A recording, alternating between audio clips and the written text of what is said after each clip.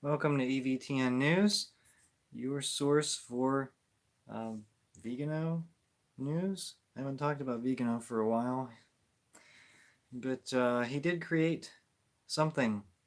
He created a coalition for canceled priests. Have you heard of the coalition? The coalition of canceled priests. Well, Vigano's sort of doing his own thing. So I kind of questioned. Um, I'm not sure what the coalition for canceled priests is doing. It seems like they're helping out some priests who have been canceled without due process. However, Vigano is going for, I think, maybe a little bit more of a traditional angle. Well, we'll see. Um, so, this is called Exsurge Domine. As its motto declares, Defende Ecclesiam Tuum, was born with the aim of supporting, comforting, offering all kinds of help to those priests, men and women religious, monasteries, religious institutes, secular institutes, institutes of consecrated life who find themselves for any reason suffering, privation, or persecution because of their fidelity to the gospel of Christ and the immutable tradition of the church. Now, this website is in Italian, so the translation might be slightly altered. But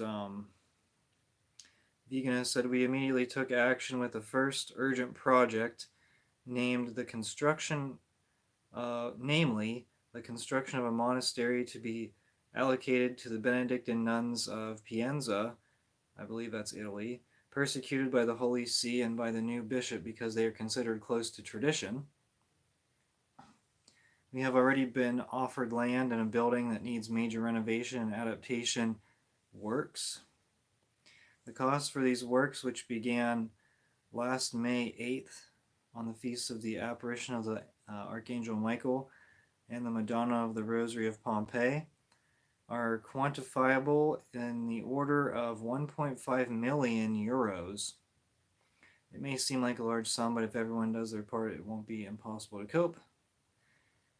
He says, for this reason, I make a heartfelt appeal to everyone, to feel called to participate in this initiative and give their own generous contribution so that this first project and those that will follow may constitute an adequate and effective response to the tribulations of these times, to the protection and to the transmission of the Catholic faith intact as our Savior has entrusted it to us. So, I guess how is this any different than the SSPX? I wish they'd partner with the SSPX and, I mean, they could pull together their money and, yeah. But anyway, how is this? How does this work? This first initiative is overseas in Europe, so I'm not quite sure exactly what his intentions are, but it seems uh, at least he's starting in Europe, and then we'll see if he decides to move to the United States. Is he gonna sort of rival the coalition for canceled priests, or is he going to just kind of stick to Europe? I don't know, but this could be something to follow. I have a link in the description below, and you can check it out and see what you think. The website is in Italian again. I use my translate feature on my computer. So, moving on to the United States. Pope Francis on Tuesday accepted the resignation of the embattled Bishop Rick Sticca of Knoxville, Tennessee. Sticca, age 65, was investigated by the Vatican for mismanagement of his diocese. It had to do with harassment. I believe he defended a seminarian who harassed people, which is not a good idea. I mean, it's not a good idea to harass people, and it's not a good idea to defend someone who harassed people in any situation, really. I mean, if it happened, it happened. But Sticka kind of dug in, and instead of removing the guy, he gave him special treatment, which is odd. Sticka said in a statement, "People will speculate on why I am doing this, resigning, is what he's referring to. I have been dealing with with life-threatening health issues most of my adult life. So he cites health reasons for his resignation. Again, he is a very strange character. He goes online and, well, I don't know if he's been on. Actually, I don't know if he's. I haven't seen him on Twitter for a while, so I don't know if he blocked, uh, like did a chain block or whatever, block everyone who follows a certain person, or maybe he just quit Twitter, which would be good for him because he was kind of spouting off against different things, and who really knows what he believes? I mean, he just kind of he was all over the place. He said, "My desire is to remain an active ministry, but at a slower pace." Okay. I'd like to do so near my hometown, St. Louis, and continue to live with Cardinal Justin Regali, whom I have known for almost 30 years and who has been in residence with me in Knoxville for 12 years. Do you remember there's a really awkward Christmas photo where him and Cardinal Regali and their 3 dogs were in the picture? Yeah. All right. So hopefully that's the last you'll hear of Sticka. I can't say I really want to spend any more time thinking about that. And yeah, hopefully he's going to kind of move on and deal with the things he needs to deal with. And hopefully he comes out of the situation a better person, but I don't know. We'll see. And, well, maybe we won't see. I hope I don't see. Anyway, moving on. There's a lot of strange stuff. A lot of weird stuff today. All right, Texas Catholics. 11 weeks after Bishop William Michael Mulvey of Corpus Christi, Texas, eliminated the Latin Mass at St. John the Baptist Church, the parish's collections are down 29% as Catholics flock to the nearby SSPX chapel. Libby Ibanez, a former parishioner, said, "The homeschool co-op and the children's choir are currently in limbo. Youth ministry is in limbo. We are waiting on the newly assigned priest who starts July 5th to determine the fate of these programs due to the lack of funding." The projected parish intake for the year, which was originally 746,000, based on the first 15 weeks of collections, is on pace to yield only 527,000, a difference of 218,000. So you literally can't pay people. You can't pay utilities. That's not good. So the bishop destroyed the parish. Congratulations.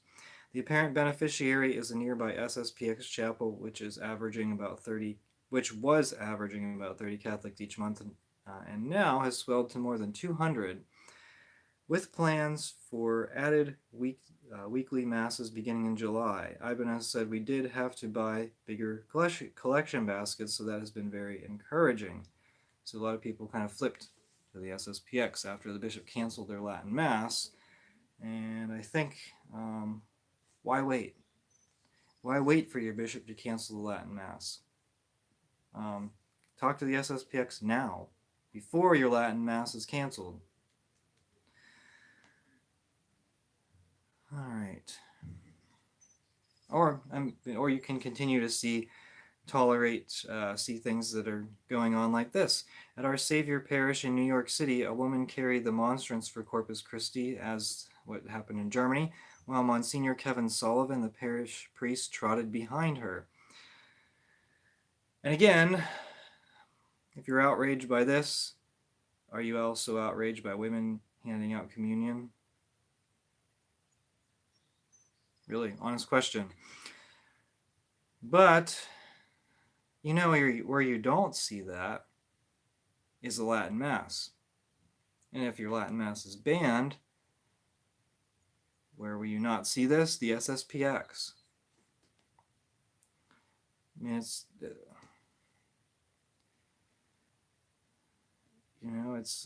not that hard of a concept. All right. Moving over to some, not great news. As teachers and parents dissent from Catholic teaching on LMNOP ideology, the Archdiocese of Portland, Oregon has temporarily suspended its Department of Catholic Schools. This is Archbishop Sample. Now, he's a Benedict bishop, and so naturally he's more inclined towards Catholicism, and Sample in particular is certainly friendly towards tradition. In this case, I don't know if this is all, and this could be an all-out revolt, so I'll read the rest of this. The Archdiocese has more than 40 elementary schools and high schools, all of which are overseen by the Department of Catholic Schools. The department supports the schools by communicating, assessing, and reporting on matters of faith, Catholic identity, politics, so Catholic identity, policy, and academic achievement between the Archdiocese, the department, and the schools. So he suspended the Department of Catholic Schools. Wow. In January, Sample published guidelines titled A Catholic Response to Gender Identity Theory for All Diocesan Institutions Regarding Gender Ideology. The guidelines instructed schools to act and speak with students in a way that is in keeping with a person's biological sex. In reaction to the guidelines, several principals and teachers resigned, and some parents protested the implementation of Catholic teaching. Okay, so I don't know. Seems like a not great situation. Now, of course, we talk about Bishop Strickland, who will soon be forced to resign by the Vatican. Well, forced to resign. He'll soon be fired by the Vatican, I anticipate. Samples, it seems like there's a revolt there, and this could be an excuse for Pope Francis to get rid of him. I mean, Pope Francis, he sees the end coming, and he's trying his best to implement his agenda, his rotten, radical agenda. And I don't know, is Sample next? After Strickland, I mean. Because he's not going to, they will not stop there until everyone complies with the new doctrines of Pope Francis, until everyone complies with the modern world's values, like McElroy. Until every bishop is like McElroy, they're not going to stop. And even then, they'll take it farther and farther.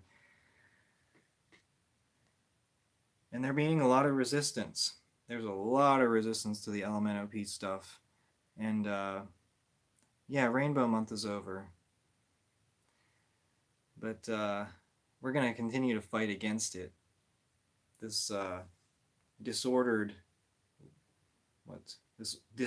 agenda will not stop unless we fight it and oppose it. Speaking of bad bishops, in a recent interview with a German Catholic news outlet, Cardinal Cupich was asked about the German synodal way and said that he knows a number of German bishops and that he believes they have only the best intentions. I'm not surprised that he knows a number of German bishops. Are you?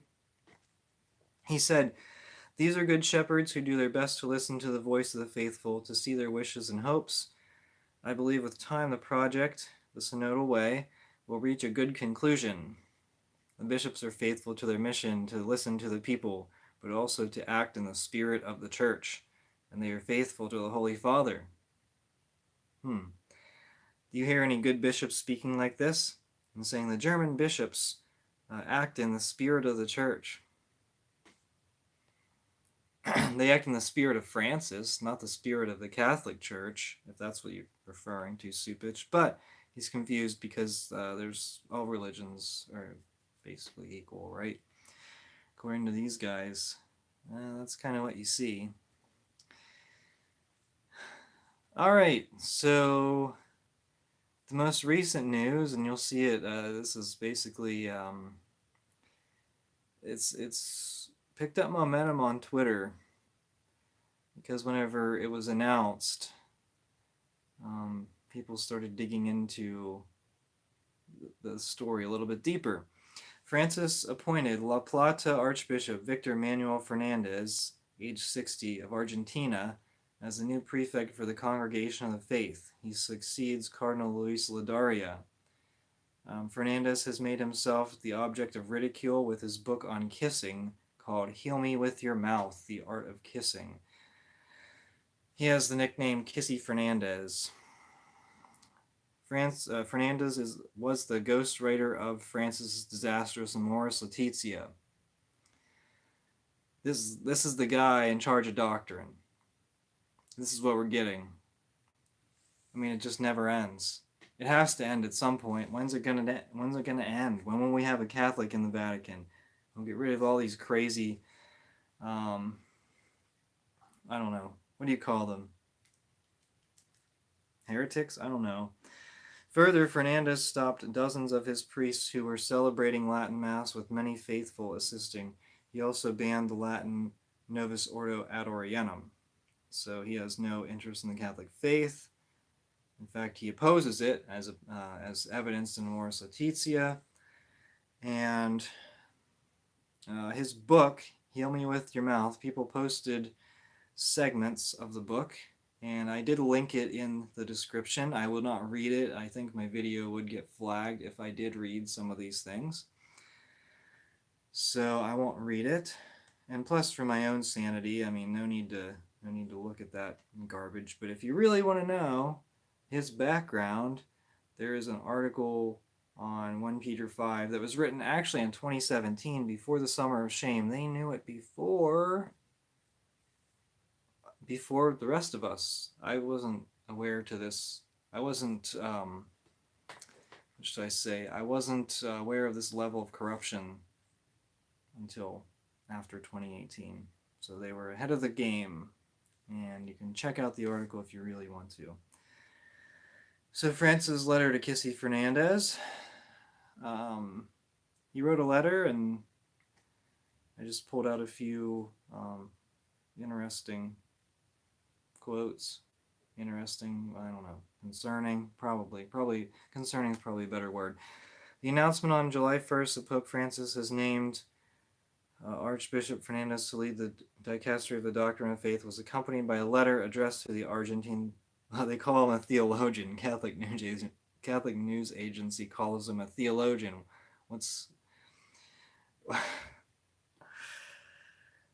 Yeah, I guess there's a theological perspective to Heal Me With Your Mouth. Anyway, Francis said, the dicastery over which you will preside in other times came to use immoral methods. Those were times when, rather than promoting theological knowledge, possible doctrinal errors were pursued. What I expect from you is certainly something very different.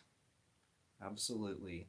Doctrinal errors will not be the focus or priority of the doctrinal office. Okay, it is very different. This is the Francis Church.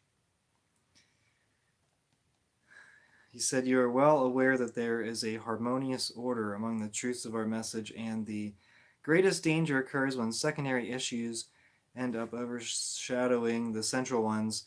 In the horizon of this richness, your task also implies a special care to verify that the documents of your own dicastery and of the others have an adequate theological support, are coherent with the rich humus of perennial teaching of the Church, and at the same time take into account the recent magisterium. The recent magisterium. Did doctrine change? I mean, you saw that in Ecclesia Dei with Pope John Paul's new doctrines of Vatican II. Did doctrine change? Is there a recent magisterium? That means the Francis Church. He has to enforce the Francis Church.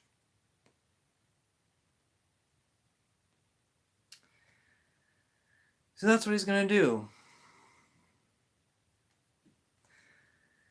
I wonder if he'll write a, what do you call it, a sequel to his book.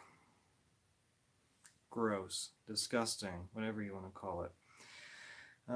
Okay. Going to the Bishop Olson soap opera. Without comment, Tarrant County District Court Judge Don Cosby, sitting in Fort Worth, Texas, issued a ruling June 30th, granting the Fort Worth Diocese's motion to dismiss the Carmelite Monastery's complaint, which accused Bishop Olson of theft, defamation, and abuse of power. Remember, the Carmelite nuns, they filed a lawsuit against Bishop Olson because he stormed into their monastery, questioned, and then shut them down, or at least removed the superior. Now the story just keeps getting stranger and stranger. In response, Matthew Bobo, the attorney for the Carmelite nuns of the Most Holy Trinity Monastery in Arlington, Texas, said his client would appeal the decision. The dispute between the monastery and the diocese began in April when Olson launched a canonical investigation into an alleged affair, which apparently took place over the phone, between the monastery's prioress, Reverend Mother Teresa Gerlach, and a priest. The priest has since been publicly identified as Father Philip Johnson of the Diocese of Raleigh, North Carolina. And this is another one. I didn't take a side on this one. As this continues to move forward, it's weird. It's really a weird situation. I don't know. I still don't know which side to take. I mean, people said, oh, these are traditionalist nuns. I don't think they're trads. I think they're nuns who wear habits, which is, I mean, you're a nun, so you would wear a habit. If there are religious orders of nuns who don't wear habits, but are they real nuns? I mean, really? Think about it. So real nuns wear habits. These other nuns, they can do whatever, just be social justice warriors and take money from the government for, I guess the president that they hated is no longer in the White House, so they have other stuff to do, but they protested him quite a bit. Some of these, whatever you call them, fake nun, I don't know, fake. Are they fake? What's a real nun and what's a fake nun? I don't know, that's a good question.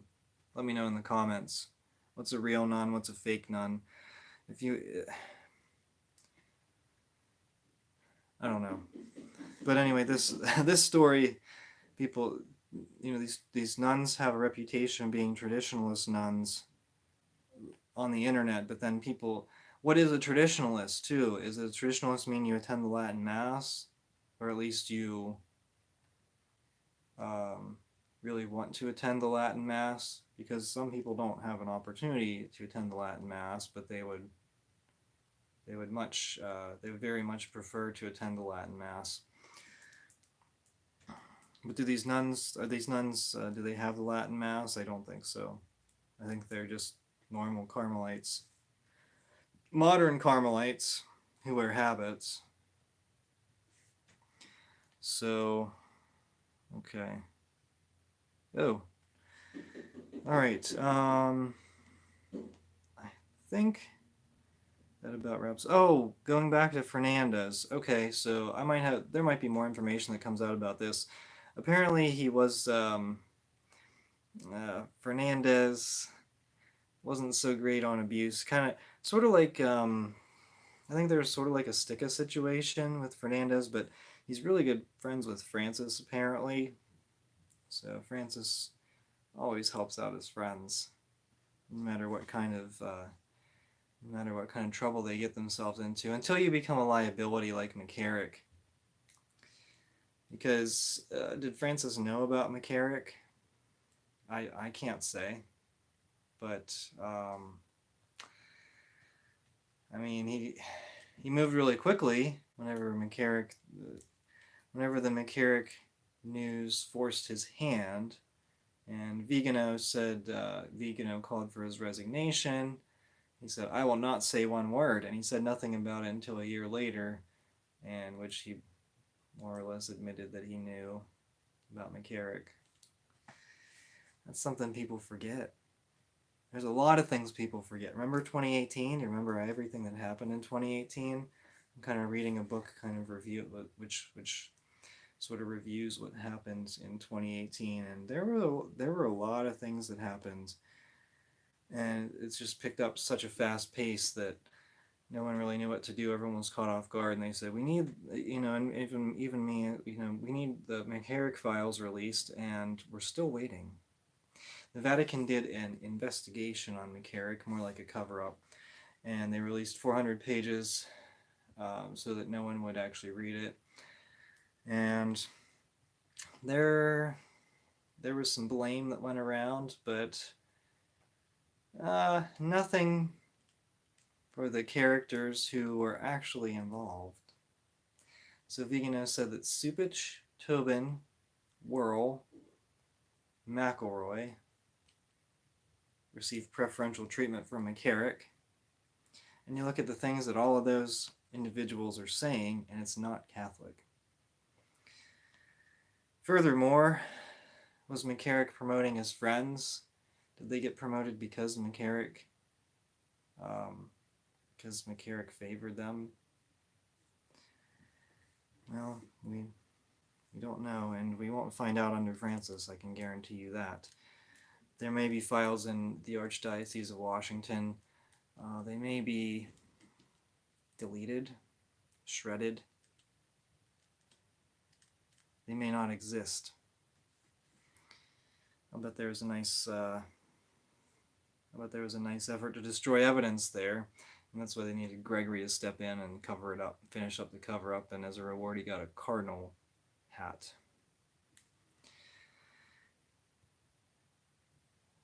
And McCarrick, at least in the state of, I believe, Massachusetts, there are medical professionals who apparently took his money, and they say he's not competent to stand trial. Oh, really? Oh, really?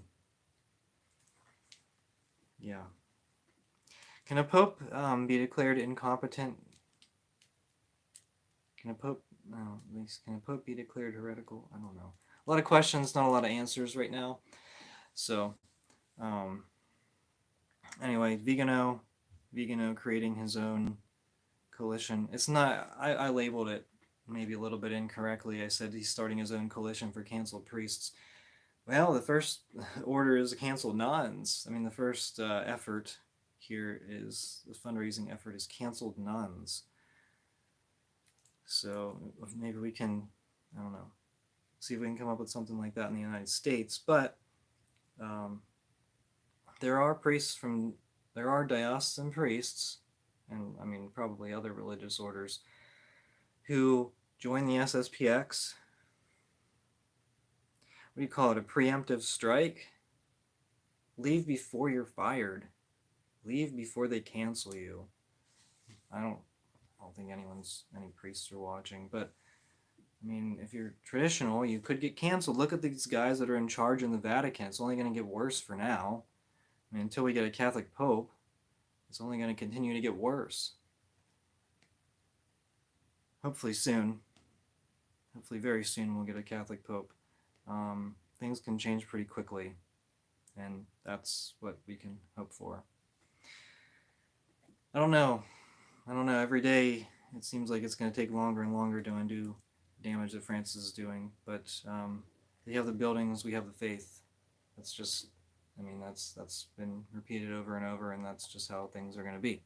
So, all right, let me know your thoughts. This has been EVTN News. Until next time, thank you so much for watching. We are the laity, and we will not be silent.